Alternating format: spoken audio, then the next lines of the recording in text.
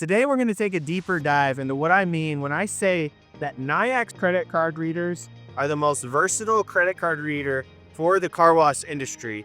And we're going to get into a specific feature that they just released in the Nayax core called the Pulse Wizard that makes setup and configuration for these devices easier than it's ever been.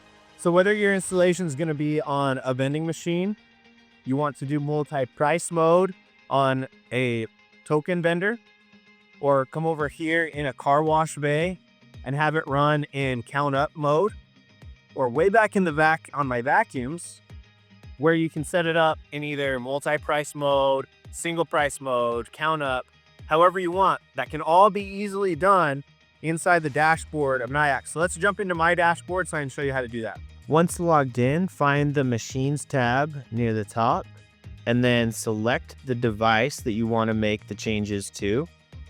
And underneath that device, go over to the Settings tab.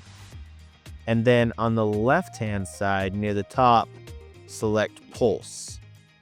Now you can see the 4 different Pulse modes in the Pulse Wizard.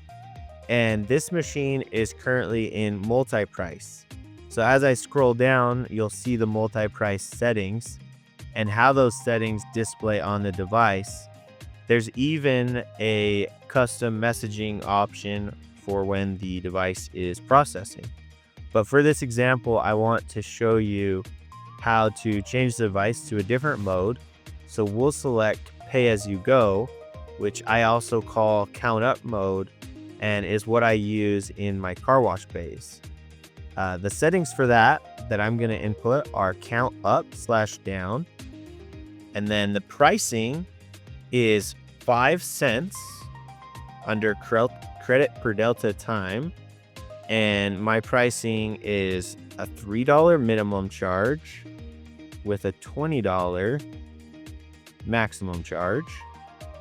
And the 5 cents per delta time is charged every 5 seconds. So I'll input 5 in that section. And the other settings here are count up, which is what I'm going to do. And then when to stop the device is immediately once the stop button is pressed, as you can see on the customer's point of view with the simulator next to this.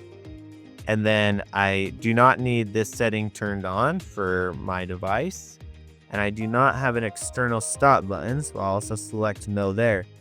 And then other than that, the rest are just advanced settings that I do not need to make any changes to. So after that, just be sure to select save and then go test your device. So it's as simple as that. I appreciate you guys for watching. If you're going to be purchasing any Nayax devices, make sure and use my code Revestor and follow the link in the description. We'll see ya.